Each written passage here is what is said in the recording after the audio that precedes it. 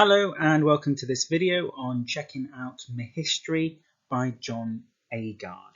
Remember to have some paper or something to write notes on as we go through the video.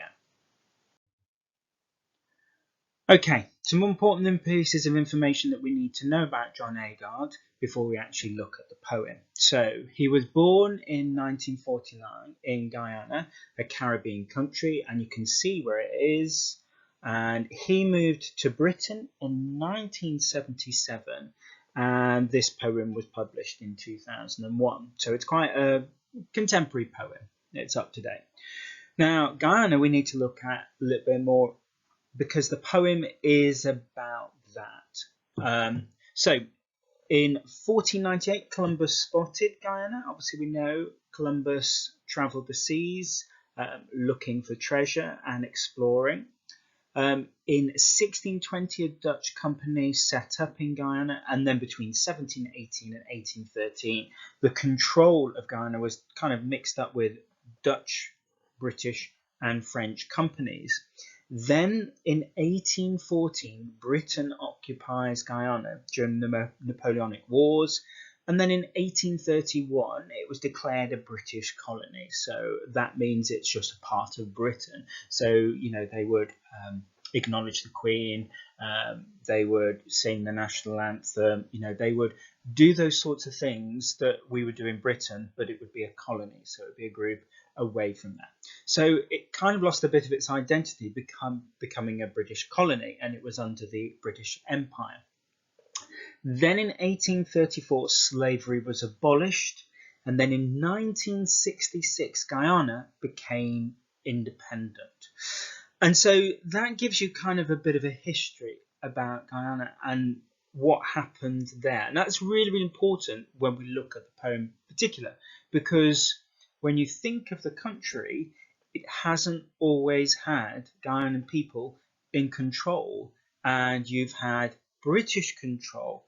And in fact, you've had Dutch, British, and French people controlling a country and not the indigenous population controlling the country. And so for us, that's quite hard to think about. But for them, that's the reality of what they've lived through. And obviously, for John Agard, he grew up before the independence. And so in a country that was led by a British government in a way. And so it kind of is conflicting ideas that were going on in the poem, but we'll see. Okay, on June 2020, a very important thing happened. As part of the Black Lives Matter campaign, some protesters pulled down the statue of Edward Coulson and chucked him into the nearest canal or water. And that was quite an interesting statement to make. Now, aside from, you know, vandalism and the issue of that, which is a totally different thing, but here there is an idea, and the Black Lives Matter campaign view Edward Coulson as a figure that they were unhappy with, and something had to change. Now, Edward Coulson's quite interesting because he was a man in the 1800s who actually made quite a lot of money, a considerable amount of money, and he put a lot of that money back into Bristol, into funding schools and another charitable organisations and things. However, Edward Coulson made his money by being a merchant, having boats and being part of a company that transports goods from one place to another. And that includes tobacco, materials, but it also included slaves. And Edward Coulson was part of the process and made money from slavery. And it's assumed that he helped move 84,000 men, women, and children across continents and between countries. And a lot of these were from West Africa, and the people were transported often to the Caribbean, where they were working on plantations. Um, they were doing everything on the cheap, so the conditions on the boats were awful, and approximately 16,000 men, women, and children died just by being transported from one country to another. So this man was part of a process that involved slavery and the entrapment of children, women, and men, and selling them onto other people. So the problem that lies is that statues are there to praise people who have done good things. And here was a man in the centre of Bristol who was being seen as being a good man, and yet his money came from slavery and from the death of Africans. And so it really, really caused a big issue. And so since, well, before 1990, but from 1990, people have been campaigning to the government and to the council that this statue should come down. That, you know, to have him praised as seen as a figure of to be praised and idolized was wrong, given his historical events and things that he did. So people didn't listen, and you know, it was went round and round and round, and still to this until this weekend, nobody would move that statue. And so the Black Lives Matters campaign protesters, they decided to take it into their own hands. And it's caused quite a bit of a discussion, a bit of an argument, that people are uncertain about it, unsure about it. But I think in principle, the reason why they got rid of it is something that we can identify and we can understand. People have made connections between Hitler and Hitler. The statues of Hitler were removed in Germany after World War II because of the actions and the things that he's done. And so it's the same principle here. You know, should we have people who have done bad things be statues that people praise and acknowledge? And so this has caused quite a bit of an argument and a discussion for people to think about. And so this in its way is kind of got a really interesting angle for us to have a look at the poem that we've got at the moment, because it's got those links with slavery, which we know was happening in Guyana, but also it's that idea of what looks acceptable to some people is completely horrible to another person. So Edward Coulson represents different things to different people, and I think that's what we're going to look at with this poem. Now, if we look at a lot of our curriculum is governed by our government, and the government tells us what to teach and don't necessarily tell us how to teach it, but tell us what to teach. And if you look at our curriculum is predominantly about Eurocentric figures. They're about people from Europe, and you can see that there is an important thing that we need to discuss, certainly in light of, you know, the Black Lives Matters campaign, that we've got to question what are we teaching and why are we teaching it in particular.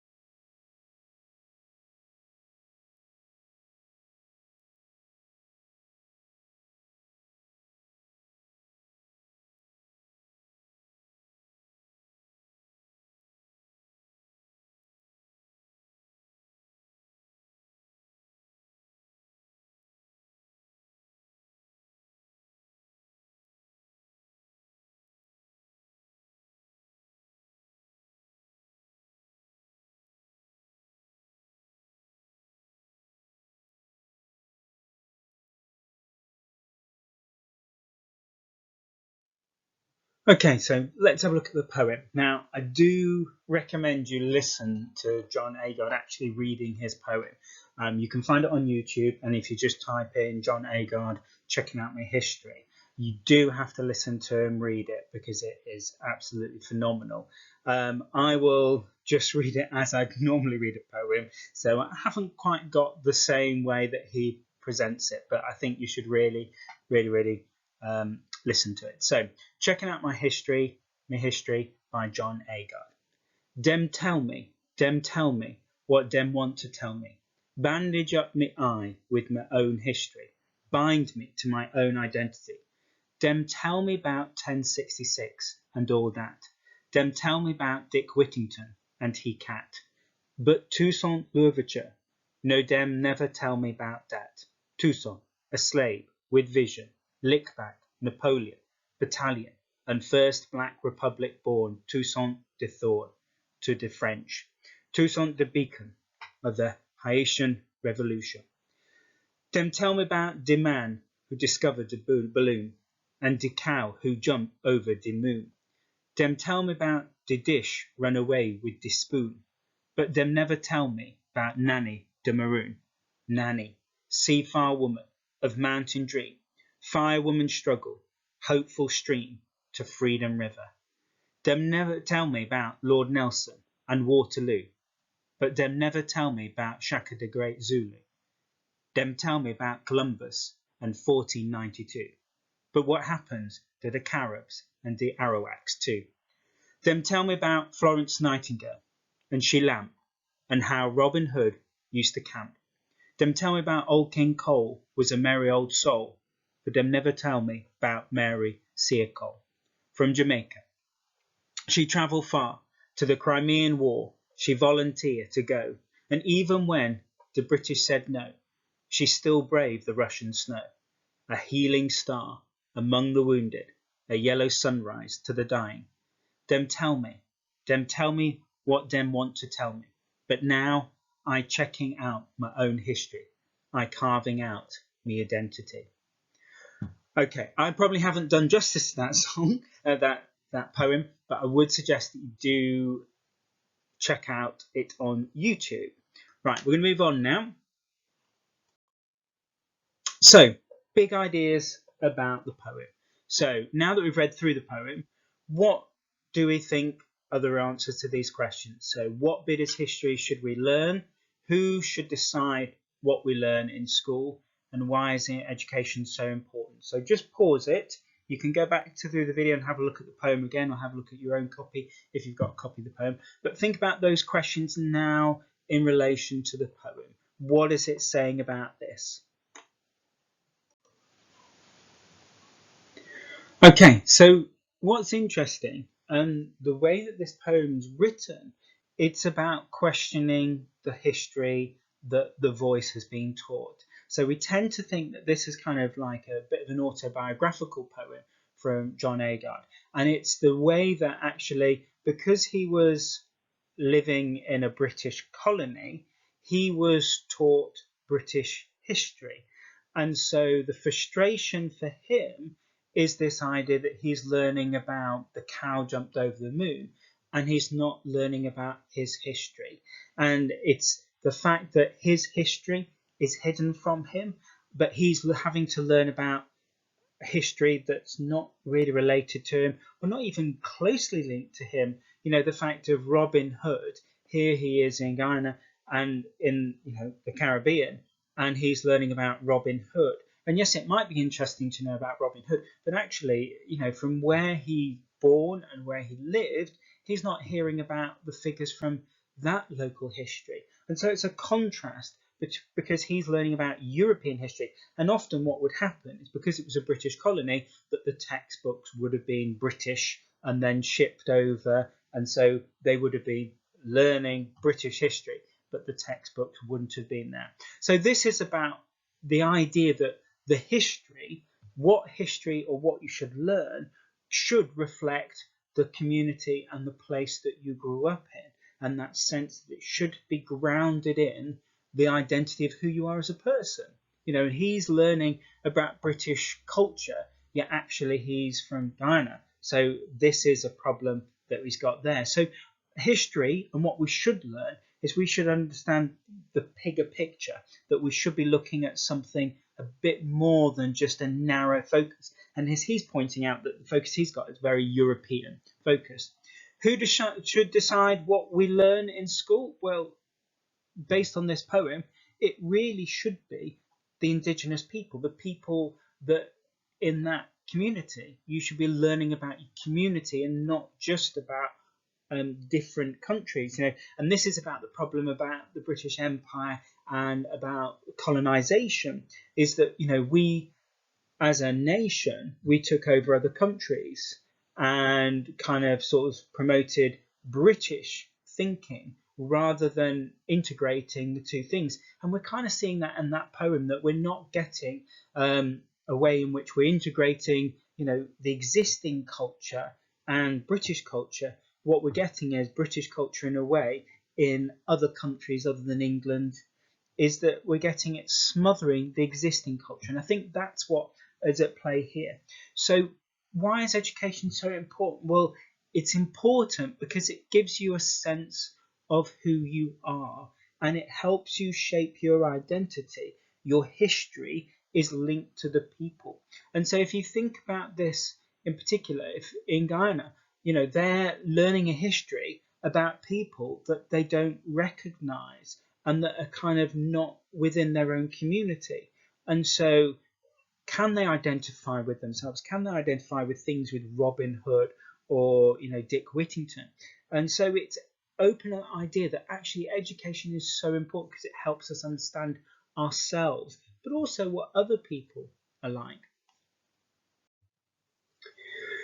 So let's have a look at the poem in a bit more detail now then. So in the poem, we've got lots of contrasting images. And if you see that the way that the poet has presented these contrasting images is there is a particular effect, because we've got the voice learning about Dick Whittington, a fairy tale, and something quite silly, insignificant. Toussaint Louverture, a very, very important figure because he was sort of led slaves to victory in the Haitian Revolution. And so he's a very, very important figure. Yet here is this child learning about a fairy tale, a story in a place he's never been to. And so you're kind of sort of, in a way, what the poet is doing is showing us these two extremes in a way. This is the reality, this is what his history is, but yet he's learning about Dick Whittington. And so through the poem, we get that kind of complete contrast between what is he taught and what he thinks he should be taught. And I would say, my personal opinion, that obviously, that what he thinks he should be taught is more important to him than Dick Whittington. Okay, so we've got another thing here. So Nanny de Maroon, and she was the leader of the Maroons, and they were runaway slaves, and they led a Jamaican resistance against the British occupation. And so you can see that she's referred to in the picture there as the mother of all Jamaicans. And yet the story he's learning about is the cow who jumped over the moon. And yes, the cow who jumped over the moon is quite silly and comical, but I think that's highlighting what the poet is saying. He's saying, well, we learn about silly things when actually there's a clear historical thing that would help us understand ourselves. Okay, and then we've got another comparison. So Lord Nelson, who was in particular quite a famous person in terms of he was in the Royal Navy and he died during the Battle of Trafalgar. So quite monumental in English history.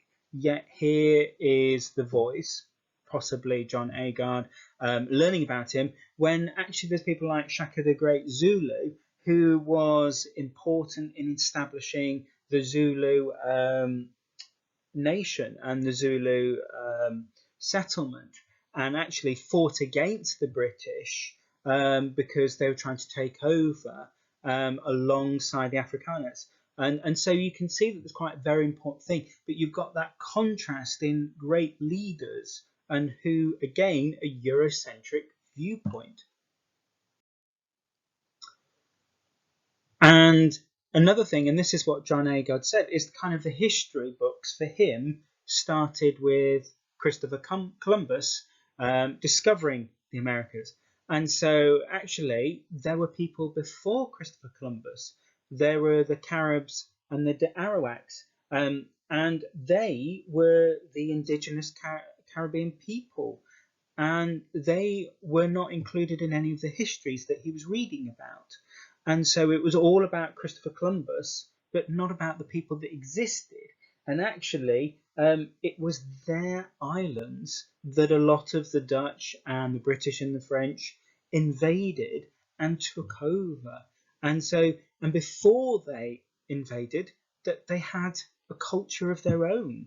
But yet that doesn't seem to exist according to these textbooks because of Christopher Columbus. That's when history started in a Eurocentric world for the Americas. And then we have some interesting ones because then we've got quite a few close next together. So we've got Florence Nightingale and we've got Mary Seacole. Now, very, very similar people. You know, both nurses who helped the sick in the Crimean War.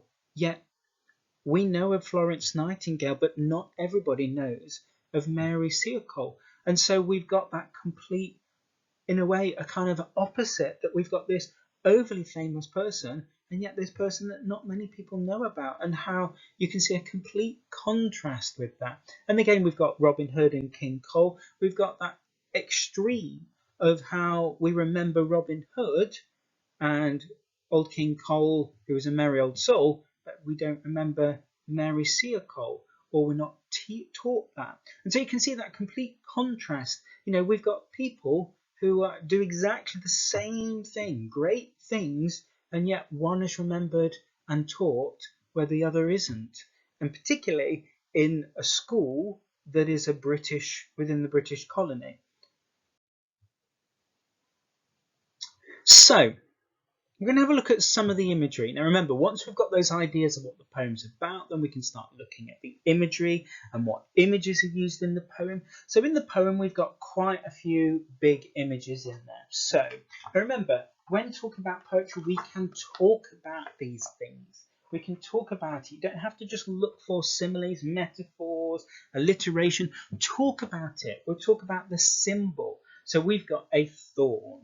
We've got a stream and then a river, and then we've got a star, and then we've got the idea of the sun. Okay, so I want you to just have a bit of a think about what do they mean in terms of the poem and the ideas that they're trying to show us. So just pause the video, and when the pause symbol disappears, I'll talk about them in detail. Okay, so let's have a look at these images then. So if we have a look at the first one. So the first one is about the thorn. And the idea is that Toussaint the thorn. That's how he's described. Now, obviously it's quite a negative image, but it's that kind of thing, that the idea that a thorn is very, very small. And the idea that Toussaint was a very, very small person, but actually he was quite powerful, and his little attacks, although very, very small, achieved something bigger. And this idea about how one person's size is immaterial when you're trying to challenge things, and it kind of highlights how great Toussaint was as a person. You know, that he was small, kind of like David and Goliath kind of thing, but he managed to defeat the French and the French occupation. And so we can see from that idea. The next image we've got is interesting because this image relates then to Nanny de Maroon. And Nanny de Maroon was important because she dealt with the Jamaican resistance against the British. And so we've got the idea of a stream. And the stream is very, very small. And the idea it gets bigger. And so we're kind of seeing this idea about size, that something small can do something big and great. And we're seeing in the poem possibly how non-European people are seeing themselves as smaller. But what the poet's trying to say is they're actually bigger. They can do things. They can change things. And this is about that sense of power. So the idea that Nanny Maroon started at something very, very small, her resistance, and it became something so much bigger and became powerful and led successfully Jamaican resistance against the British. She starts with an idea and it gets bigger, that linking in there. And then the last image we've got relates to Mary Siakol. And so we have this idea of something small becoming something bigger. Now, when we think about a star, we think about it being very, very small. We know a star and a sun are about the same. They are the same size, aren't they? They're both stars.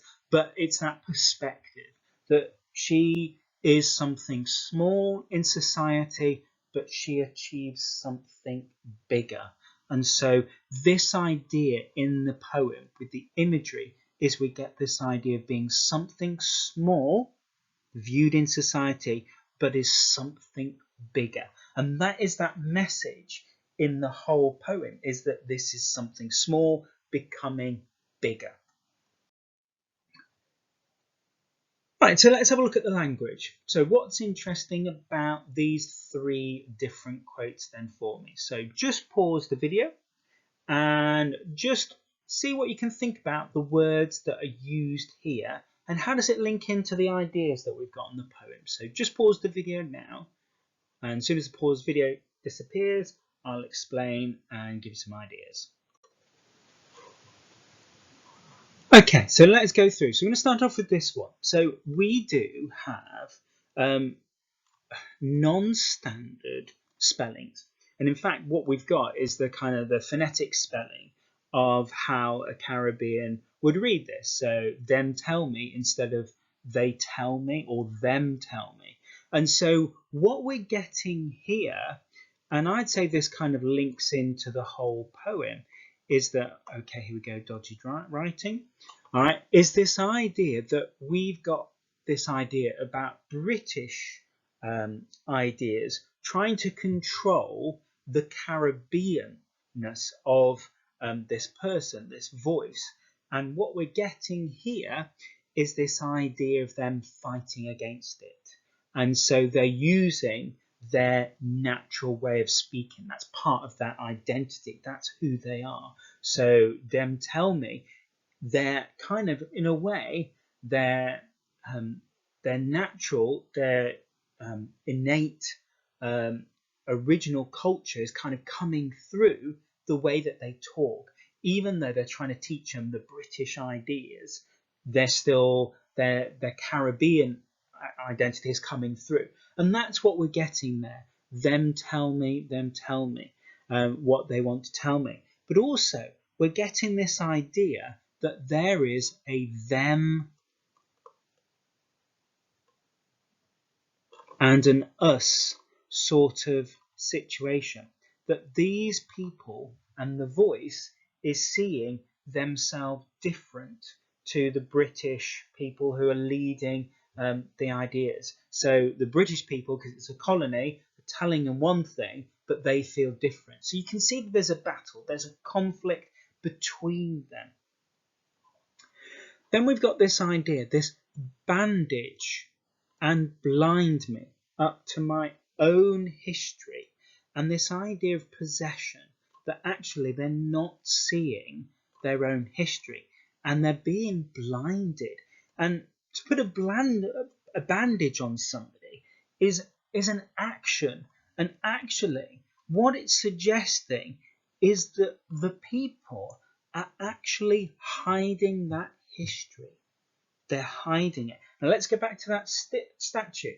That idea that here was somebody who was responsible for the slave trade, but we've hidden that, and we've got this statue that shows he was a great man. Actually, in the poem itself, this is what's saying, that culture their own identity is being hidden.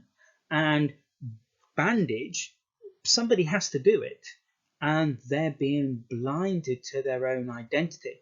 And so here we're making that connection between history and identity, that actually your history makes up who you are, and it's the kind of person you are. And so we've got a very, very strong metaphor here, is that, the teachers or the government are hiding the history and hiding the culture, and actually replacing it with Eurocentric culture.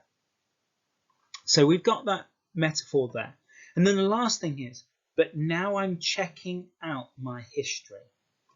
And we've got the idea, checking out my history, my own history. And look, we've got that repetition there. He's finding his own history, and what he's doing is carving. Now, that is quite carving into wood. If we think about it, carving, it means it's quite concrete, it's clear, it's going to last quite a bit of a long time. But also, if we think about carving, on a person, like a tattoo, in a way, we could suggest that maybe there's pain, and that actually, yes, his history is going to change him, and discovering it and checking it out is going to change him as a person. But actually, it might show him a bit of pain, because maybe there is pain in the past, because we know when we look at those images that we've got in the poem of all the things that have happened in the past. So, 3 interesting things. Remember, there's lots of things in the poem, and pick out whatever you can spot, annotate it, look at it, work around it, see what you can do. Remember, we're just giving you a few things in the poem. We're not going through the poem line by line, but what we are doing is giving you a few little bits of language analysis that you can kind of remember. And if you can remember these in the poem, and when you're writing about the poem, it will help you. And remember, the more things you know about the poem, the better. Okay, now we're going to look at the poem itself and the form of the poem, because the poem is quite interesting in the way that it is written. And the form of poem that we've got links back to a very Caribbean approach to things, which is oral storytelling. And stories were told often by the older generations, and they were passed down to one person to another. And stories weren't written down, they were told. And so these stories tended to be, repetition was a key thing, and they tended to have strong rhythms, chanting, and often phonetic spelling. That's how this story, this poem, links into that. And the idea, but it's very, very visual, and it's this idea of remembering things. The other thing to remember about the poem is also, it is interesting how it's presented. In a way, this poem, and we'll talk about it in a bit, it kind of has 2 narratives and 2 stories, because we've got the story of the British story of, Old King Cole, Dick Whittington, Robin Hood, but also we've got the Caribbean and, the African links in there as well. That history in a way that's non-European.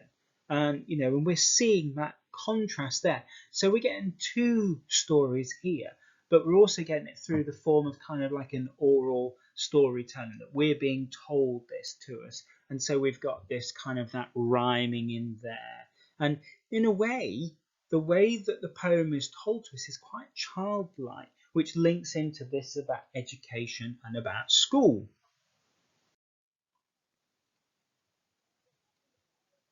Now, the structure of the poem is interesting, because there are 2 different registers or tone in this poem. And if you watch John Agard read the poem, he changes the tone of his voice. And he does this little bit in the very much the nursery rhyme kind of thing. Them tell me about Florence Nightingale and she lamp, and how Robin Hood used to camp. Them tell me about Old King Cole was a merry old soul, and them never tell me about Mary Sear Cole. There's lots of rhyming, there's rhythm there, it's sort of, it's quite simple, it's childish, But then he changes his tone, and he changes the form of the poem and the structure of it, because it then goes from Jamaica, she travelled far, to the Crimean War, and he tells us the story of Mary Seacole, and he becomes the teacher, and he's teaching us about the things. So in a way, this represents how the British ideas, and here's my great writing, but this is kind of the British way of doing things. Silly, reduced it, not really detailed, neglecting the Caribbean history. But then we have this bit, and it goes serious, and it isn't rhyming so much, and it isn't. And actually, I think it's got lots of short little phrases to kind of build up the drama and to make it serious. And we see how actually I would say that this contrasts for him, because the British is seen as silly, immaterial, but actually the Caribbean history, or the Black history, is serious. And so the poet changes the style of writing to reflect that serious, and it's short, sharp little bits, that story that really gets to the key. And do listen and watch John Agar read it, because he does change it, and it's very, very serious here. He kind of sings the Florence Nightingale Robin Hood bit, but here, the Jamaican bit, he kind of just sort of goes very serious, and it draws attention to how important this is.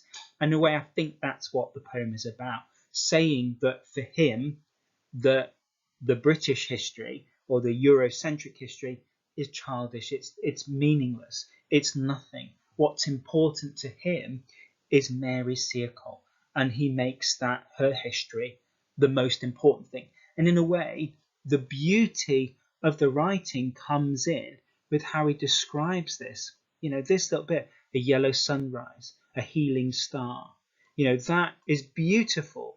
But when we get to here, lamp and camp, we've got very, very silly rhymes. It's not important. And so I think what John Agar doing is really making Mary Seacole, her story, more important, more relevant, and more interesting. So what is John Agar trying to teach us or criticize or attack us? Now remember, when we're looking at the poems, we've got to have an idea. We've got to talk about what techniques or what things in the poem help us understand that idea. But really, we've got to look at what is the poet trying to do. And the poet is trying to do this. He is trying to show that actually in British colonies across the world, that when you have the British Empire, it meant that cultures were lost, were hidden. And so what he's trying to show us is actually how the empire and the British colonies repressed, hid the people's identity, and they kind of forgot who they were. And so that's what he's kind of doing. He's trying to celebrate the identity of the Guyanan people. He's trying to celebrate the people's identity of the Caribbean. And so he's giving us that identity, the history of people before the Europeans. And so that's what he's trying to do. He's also attacking the truth. And going back to that statue, that idea, on one hand, it can look like a great person. On the other hand, it can look like, this is the person that was involved in slavery. And so he's giving us that question of truth. What is true? Who should we be learning about? Who should be telling us what to learn? So this is a poem that's questioning that. It's also looking at the impact of the past and how actually empires taking over and governing a country or an island actually have an impact, and they can hide the past and hide something about the people. It's also about culture, this poem. It's about culture and how actually some people try to hide a culture and what's going on, and to neglect a culture. And here we've got the voice in the poem saying that actually their sense of culture and who they are is hidden because by what they're taught, and they're not seeing that. So we're seeing that battle between cultures and who they are and their sense of identity. We're also seeing about power, how those in power can control people. And in a way, what we're seeing in the poem is the fact that this voice, like John Agard, was controlled by the dominating European view of the world. And he felt that his view and his culture and his history was hidden by the powerful nature of things. It's about history and about how some parts of history have been hidden to us because we focus on a very European centered view of the world, and how the European seems to be the dominant because of the power structures, and that's something that we've got to fight against. So again, we've got there are other things that Agard's teaching us in the poem, but these are some of them. So again, when we're looking at the poem, we've got to develop our ideas, think where else do we see this in the poem? Why does the poet have this stance? Well, we kind of know now, don't we? John Agard experienced this firsthand. And I think that's what makes this poem powerful, is because it's grounded in him. He's had this experience before. It's about him. It may be him in the poem, but I think it may be a voice. We don't know, but we know that certainly Agard was experiencing that. What is the poet aiming to do? Well, I think he's aiming to give a voice, and he's to challenge that idea that actually the European-centric view of history and the way that we see the world needs changing, because it doesn't encompass and doesn't include the rest of society. And so it's trying to change that. And we know about, obviously, the British Empire and the colonies and the idea of, obviously, independence and that change. And we're seeing that in there. Connection to other poems. Now, remember, we've got to make connections. So the power of education and knowledge is in this poem. We're also seeing the power of identity and how important it is. Now, we see a lot of poems that are about a loss of identity. People can't recognize who they are. Bayonet Charge in particular, Remains. People lose their sense of identity. Charge a Light Brigade is kind of that sense of identity, but it's that kind of not changing your identity and being one thing. The power of change we see in this poem, of changing things. What could it do if we change power structures and we change things? London in particular is a good poem to make a connection into there, because this is about changing the way people think and the way people feel.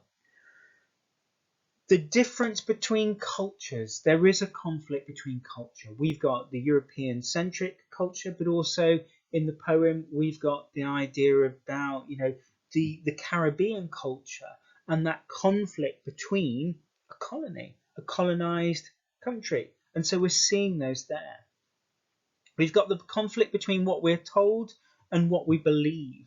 Now, Charge a Light Brigade is exactly that kind of thing, that questioning the truth. The biggest defeat ever, at the time, and yet people made to seem that it was a great thing. It was an act of bravery. Conflict between government and people. Well, again, that's a good connection with London, because the poem London is about that conflict between the government controlling, thinking about the chartered streets and the blood on the palace walls, the government and the people.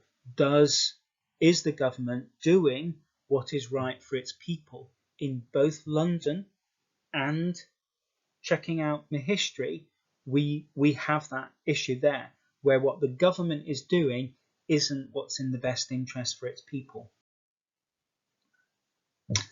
Okay, so let's go through the last bit of thing, going through some questions there. Remember, we'll go through these questions later on in year 10, year 11.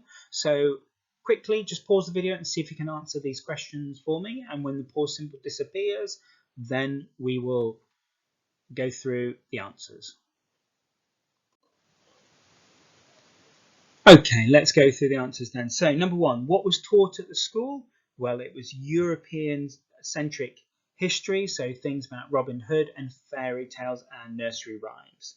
What wasn't taught at school was about the Caribbean culture and about Black history and important figures in history that directly affect the voice. What do they do to his eyes? Well, we've talked it. They bandage up his eyes. What is repeated throughout the poem? Dem, which is kind of attacking the people in control. What C is the verb the voice wants to do with his identity? Carve. They want to carve their own identity created. What T is the verb repeated often in the poem? Tell.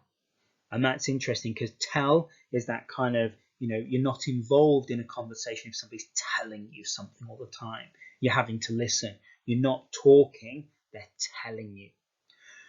Number 7, what's missing from the poem to highlight frustration with control, power and rules?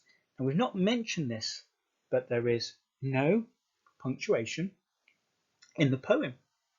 And in a way, that's what the poet wants. He wants nobody to control him. And hence why there's no punctuation, because that's what punctuation does. Punctuation controls the way how you speak and the way how you write. It's a form of control.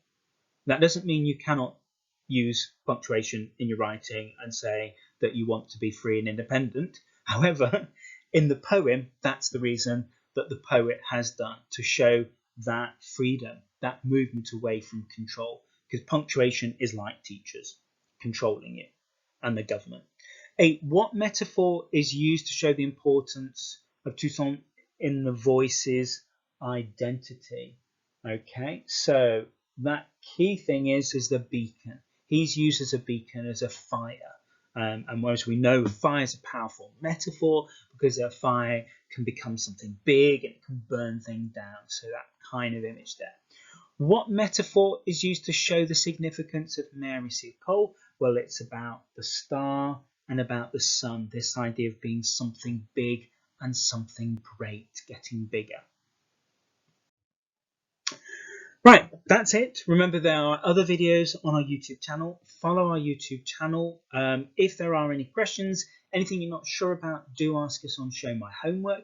And also, remember that there are other people's views of these poems, and there are lots of ideas out there. Okay, so I'd suggest that you do have a look at other people and see what they've said and see what they've written about the poem, and see what other ideas you can find about the poem, because there's lots of ideas, lots of things we can talk about in the poem. Thank you.